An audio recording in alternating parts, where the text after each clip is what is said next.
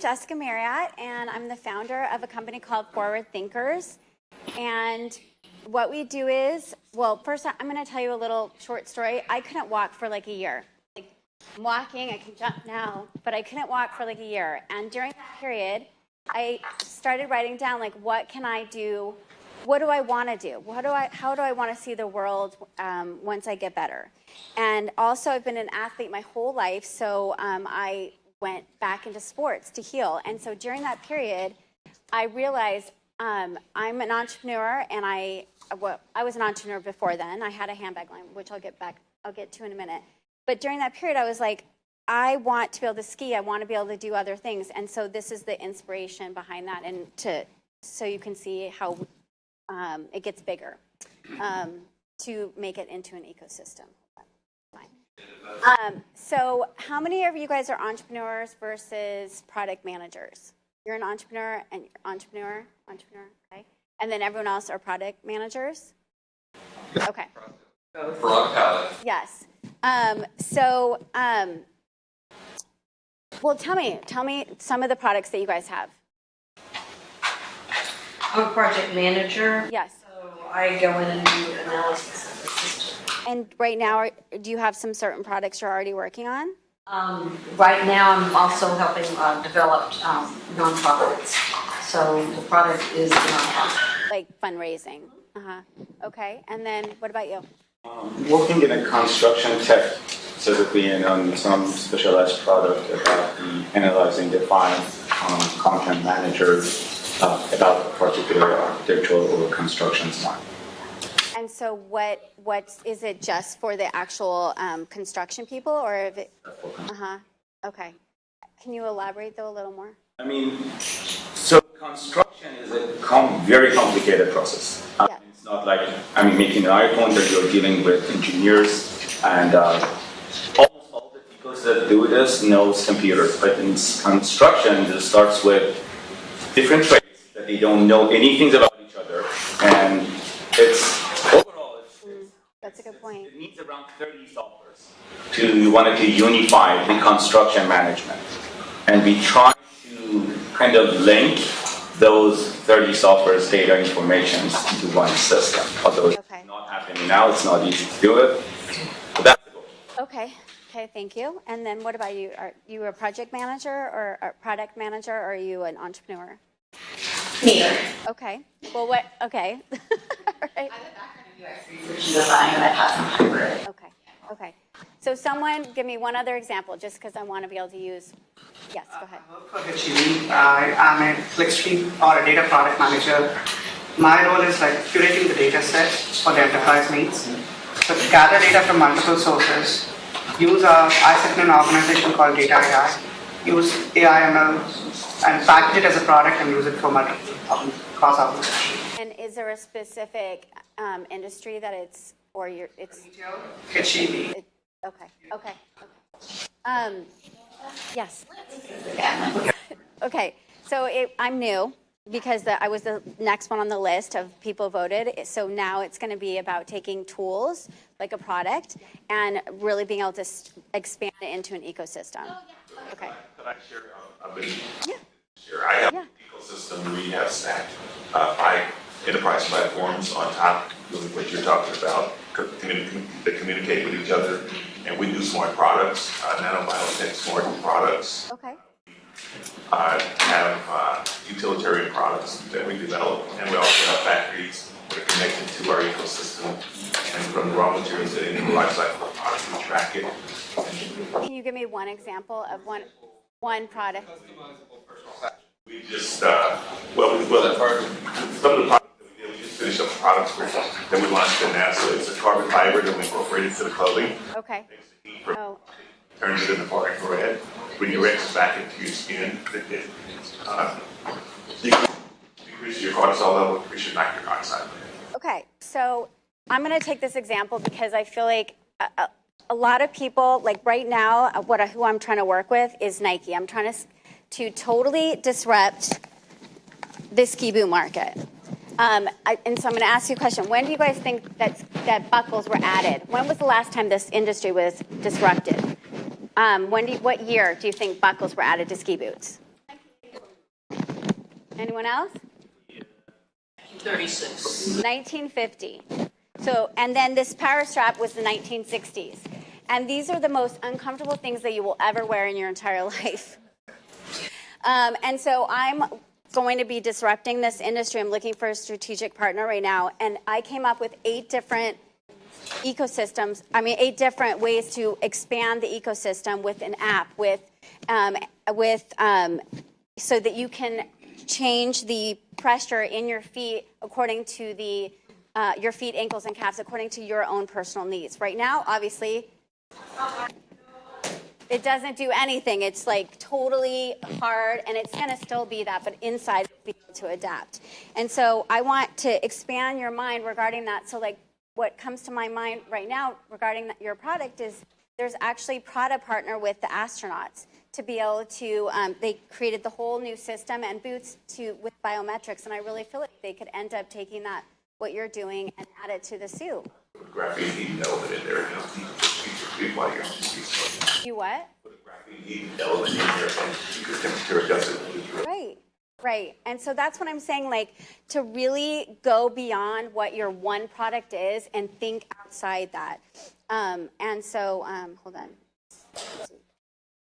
So obviously Tesla is a great example of that because they completely disrupted the whole market and created a whole ecosystem. There's charging stations. There's Showing it on one screen. No, there's no. I don't have any. Just a default slide. Right. I don't have any slides for you. This is going to be I have slides for me, but not for you. I'm glad you said something. Thanks for saying something. Okay. So I was going about regarding Tesla. They themselves, they really started thinking about like how else can we have an impact, and so they have charging stations, they have upgrades, and the same with the iPhone. And so each of you have your own value that you can bring and expand the ecosystem even in your own organization if you're a product manager. But the same thing regarding if you're an entrepreneur. Okay, so, and many of you are probably way closer than you think you are. Okay, so wait, hold on, I already went there. Okay.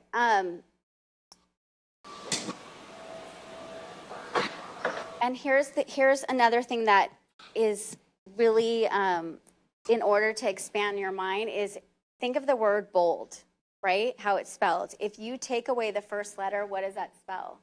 Bold. Yeah. And so many people are just so stuck in their one way of creating a product that they're not really, it's outdated and they're not really expanding their vision of how things can be possible. And recognizing something that is even smaller is called a universal truth. Do you guys know have you ever heard of that terminology before? What is it? What do you think it means? I've heard it. I don't really. Could you connect the next dot for us? Yeah, okay. Well, what it means is that it's commonalities that we all have. So just like with your product and also the construction, you find a commonality that we all have. So for example,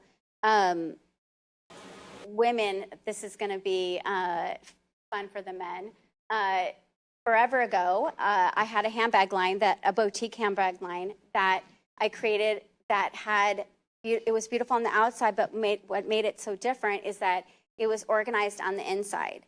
And so then I ended up, and women notoriously, universally, cannot find anything in their bags. And so there was functionality, like your key would have a place and it would stick to it. It had a magnet in it.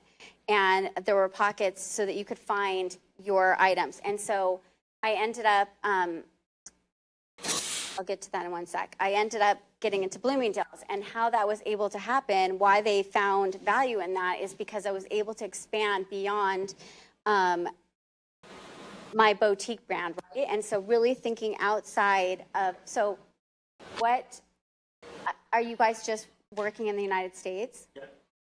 And I feel like when you're talking in the language that you're talking about, that it feels, because you're saying it's really difficult to connect them all because they're all different people. And so I just can we expand on that a little bit? Different people, they have different mindsets. So so it's a construction information, and when an estimating look at those data, it requires a part of that data doesn't need to know everything about all the construction information. And the way that they look at it is differently. As a result, they are going to organize the data from the construction set in a way that they like.